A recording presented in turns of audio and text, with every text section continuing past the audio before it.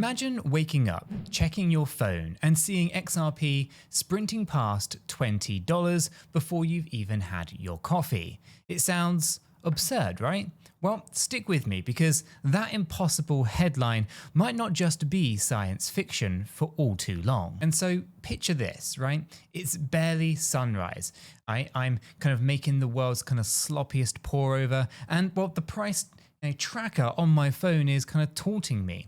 XRP hovering near $2 and some change, up a kind of modest 1.5% on the day and about 5 and a bit percent on the week. Right, still kind of licking its wounds after tumbling, 36% from its kind of 3-month high. Now, nothing life-changing, at least not yet.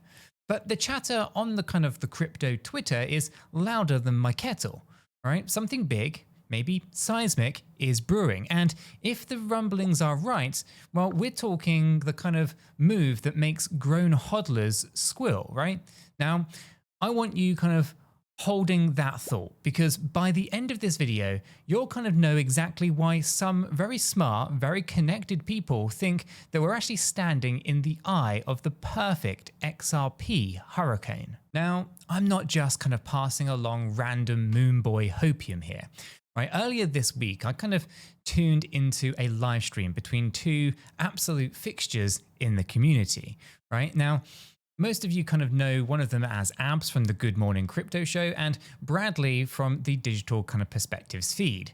Now, these two kind of trade jokes faster than most of us trade tokens, but buried beneath the kind of the banter was a kind of dead serious theme.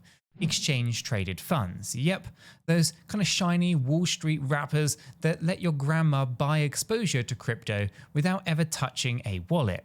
So they kind of think that ETFs are about to flip XRP's world upside down. And their argument is basically the financial version of a Dyson vacuum commercial, except the dust getting sucked up is the circulating supply of XRP. Now, Kim's analogy is kind of perfect, right? Imagine 10, maybe 12 asset managers all switching on industrial grade vacuum cleaners all at once. Right? Every time a kind of regular investor clicks buy on an XRP ETF share, well, that fund has to snag real XRP off the market and lock it away, like a kind of dragon hoarding gold, essentially, right? Now, liquidity, of course, drains, available coins shrink, price squeezes upwards. Simple, right? Now, supply and demand, right? The freshman year kind of economics, if you will, only with a $1 trillion twist. And when he kind of says a trillion, he isn't kind of being colorful, right? Franklin Templeton alone, yes, the very same Franklin Templeton that manages more zeros than any of us will ever count, is reportedly eyeing an XRP product. You kind of add Bitwise's $12 billion in managed assets, Grayscale's $50 billion war chest, plus a kind of parade of mid-sized firms desperate not to miss the next crypto gravy chain, and suddenly the market looks a lot like a small town bracing for a stadium-sized festival. Right, hotel rooms will vanish overnight, prices skyrocket, and the locals who planned ahead wind up renting out garden sheds for an absolute fortune. At this point, you might be thinking, okay, XRP sounds pretty bullish, but how bullish?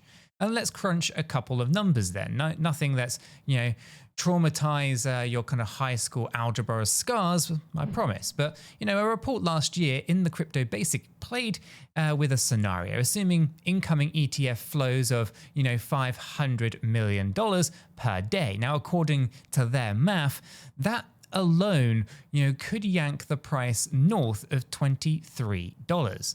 Now, take another kind of forecast, right? If XRP siphons off just half the inflows currently blessing maybe Bitcoin ETFs, right? We're talking simple 3x from today's level. That's $6 without breaking a sweat. Toss in JP Morgan's more conservative but still mouth-watering estimate of $8 billion in net inflows within 1 year, you kind of have a slice there. However, you slice it, however you want to kind of cut it up, you're not no longer kind of debating if price can double. You're actually debating if it can triple, quadruple, or even full on skyrocket. Now, here's the other thing about this that's really interesting is when you take a look at most recent inflows of real capital and real liquidity into the market, it actually has a 600x multiplication on the market cap of XRP. So if we were to see $8 billion in inflows in actual liquidity, well, that could actually be 600 times more added to the actual market cap. And that is a pretty bullish postcard, right, that Abs and Kim's kind of mailed to their listeners, right? Every kind of postcard has a flip side though, and this one's stamped with a single name, BlackRock. Now, crypto analyst Joshua Jake tossed some ice water on the optimism, pointing out that all of the kind of Bitcoin ETFs launched so far, out of all of them, it's BlackRock's that's absolutely vacuumed the kind of lion's share, like $39.67 billion in assets since day one, dwarfing competitions and competitors, that can't even crack 100 million. Now, his thesis is quite simple. Unless BlackRock itself launches an XRP ETF, the rest of the pack might never match that firepower. It's a little like the music charts. Sure, plenty of artists kind of release catchy singles, but when kind of Taylor Swift drops an album, everyone else's streams kind of suddenly look kind of really tiny. And here's where it gets really spicy. Right? Rumor mill warriors in the XRP trenches swear that BlackRock is quietly kicking the tires. Right? Others kind of swear BlackRock's 2023 snooze fest press statement, remember the one hinting that they weren't interested, was just kind of legal face saving while the Ripple versus SEC mud fight was unresolved. Could be wishful thinking, maybe. Could be smoke without fire, maybe, right? Just maybe. That smoke is actually curling up from an actual grill. Now, if Larry Fink's crew does green light an XRP fund, well, we might witness the giant vacuum cleaner analogy upgraded to a planet-sized Dyson that eats up supply for breakfast. Now, let me tell you why this really hits home. I spent last weekend in our kind of free crypto Discord. By the way, there's a link chilling in the description down below if you're not already kind of hanging out there, and you should probably check that out. Now, the mood there kind of swings faster than a kind of metronome, right? 1 hour, people moan the bearish kind of drift. The next, well, someone kind of posts new ETF filing chatter and emojis explode like fireworks. And that's the real kind of pulse kind of convinced me, I should say, of two things. First, sentiment around XRP is ridiculously levered by regulatory breadcrumbs, right? And second, common investors still underestimate what old school institutions can do when they finally flip bullish. So let's think about it, right? We retail types, we kind of tweet a lot, we kind of post things out all the time, but it's the kind of pension funds and sovereign kind of wealth monsters that actually slam multi-billion-dollar tickets without even flinching. And liquidity isn't just about ETFs vacuuming up supply. Now, Kim's hit another nerve, right? The daily demand from market makers powering payment corridors, right? Picture the kind of plumbing behind global remittances, right? Those firms need XRP like truckers need diesel, right? Every settlement cycle, they're in, out, in, and again, right? A kind of constant drip, that over time erodes the available kind of pool of XRP. You add ETF inflows atop of that drip, and suddenly your local reservoir is half empty before lunchtime. Now, we've seen very similar squeezes before, right? Remember 2020's silver shortage, right? When Reddit traders tried to corner the metal market and physical kind of coins disappeared. Right, same song, new lyrics essentially, right?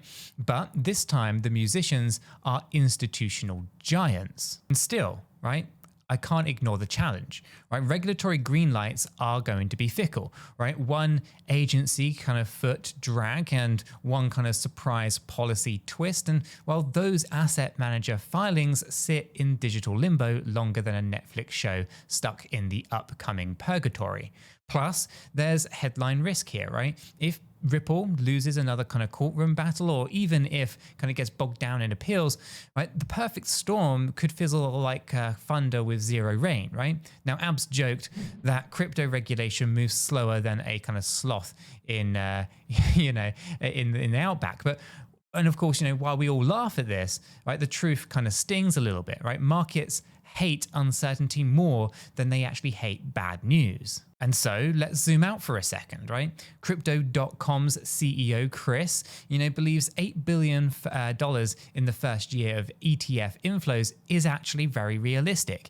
JP Morgan echoes that. John Deaton, the no-nonsense lawyer who founded Crypto Law, is on record predicting that the momentum from ETF approvals could shove XRP into the throne of the largest altcoin by market cap, 𝗕𝗘𝗪𝗓. And that's a pretty bold call when Ethereum currently kind of wears the crown. But stranger things have happened, right? Ask anyone who bought Doge for laughs back in 2020 and woke up rich in 2021. Personally, the stat that makes me lean forward is the count of active ETF applications, right? More than 10, which, fun fact, is apparently more than any other single crypto asset has attracted at once. Now that's not random, right? Big firms don't file expensive paperwork just for memes, right? They file because their clients are calling, and clients call because they smell upside. Now, if you've kind of ever watched, seagulls kind of trail a fishing boat, well, they aren't there for the view. They're there because experience tells them scraps are coming. Now, imagine the scraps are bars of gold, right? Bitwise alone controls $12 billion, Grayscale 50. Franklin Templeton tags in with trillions plus under management, right? Even if a slither of these kind of war chests rotate into XRP, right, the float will look more like a kiddie pool trying to absorb a cannonball, right? Liquidity shock waves travel fast, price overshoots, shorts scramble. You kind of get the picture here, right? Carnage for bears and confetti for bulls. And so let me pause and address the skeptical voice in your head. Yes, the one kind of rehearsing, but ETFs haven't saved every coin, have they? And it's fair enough, right? We've got, Litecoin, Ethereum Classic, both have exchange traded products in Europe, and neither moonwalked to the stratosphere. But context matters, right? Supply schedules, community activity, real world utility, they're not identical, right? XRP is neck deep in cross-border payment partnerships. Banks actually use it. They're not just trading it on weekends for fun, right? Now, when that level of utility meets institutional packaging, well, the results might look less like slow burn adoption and more like a hose shoved into a water balloon. And honestly, my biggest aha moment came when Abs pulled out the vacuum analogy and then casually mentioned payment provider liquidity, right? Two parallel demand engines running, 24/7 here, right? Almost nobody is modeling both at the same time or in the same spreadsheet, right? And that disconnect is what really surprises me, right? Remember, right, Tesla's 2013 short squeeze, right? Analysts valued the company at like a kind of legacy automaker, right? Forgetting that it had a tech stock multiplier hiding under the hood, right? Market makers woke up too late and Tesla detonated, right? Now, history, it doesn't repeat itself, but it definitely kind of hums the chorus. And so I hear ya. What is the trigger then? Well, it could be the kind of mundane as the SEC signing off on the first XRP ETF S1, right? It could be as dramatic as BlackRock dropping a kind of midnight press release titled iShares XRP Trust. Or maybe it's an off-the-radar catalyst, an overseas regulator, rubber stamping Ripple's on-demand liquidity for a major remittance corridor, forcing banks to scramble for XRP inventory. right? Whichever horse bolts first. The common denominator is sudden scarcity plus headlines that make CNBC producers cancel lunch. And so let's talk about the potential numbers again, because that's why half of us are here, right? If daily inflows averaged a conservative $200 million dollars less than half of the crypto basics model, then you'd actually still be looking at billions sucked off of exchanges each month. Assuming supply of roughly 50 billion XRP circulating, well, even a 1% monthly drain compounds brutally, right? Flip that into market cap math, and well, you can see why predictions of $20+ aren't just, late night Reddit dreams. But, a quick reality check before we spiral into kind of unicorns here, right? Risk never sleeps. Regulatory clarity, macro liquidity cycles, even central bank chatter can pebble dash, the windscreen. Now, if the kind of Fed hikes, when everyone expects cuts, risk assets wobble. And if a major exchange suffers maybe a hack, confidence chills faster than ice water on lava rocks.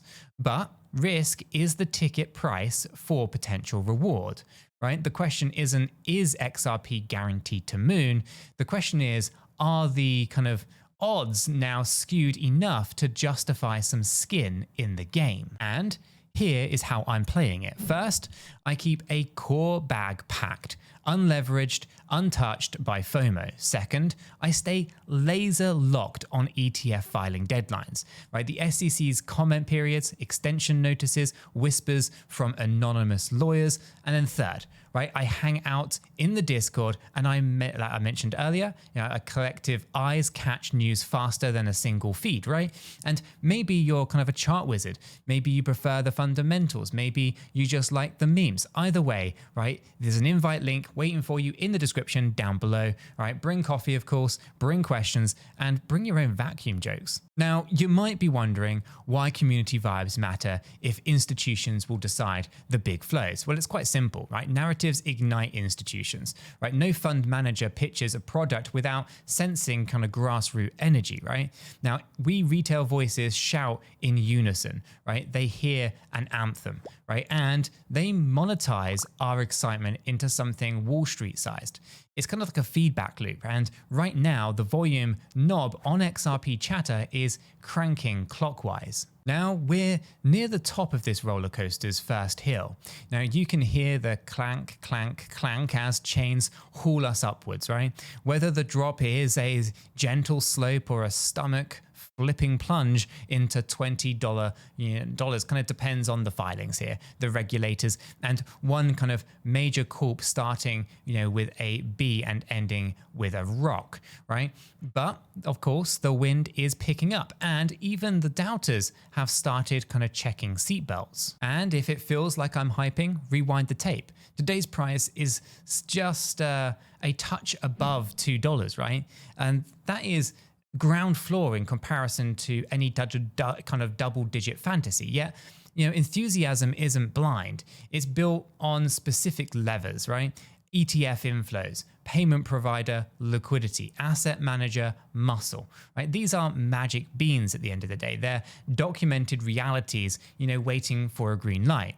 Whether you're chasing generational wealth or just hunting for respectable swing trades, understanding these mechanics, beats kind of rolling the dice every single day. And so where does that leave us then? Well, I'd say kind of perched on the edge of a perfect storm, right? Clouds massing, thunder rumbling, yet sunshine still kind of peeking through. If the clouds break, umbrellas won't help, right? You'll need a lifeboat made of diamond hands. And if they kind of drift harmlessly away, well, the price probably kind of meanders like it has all year.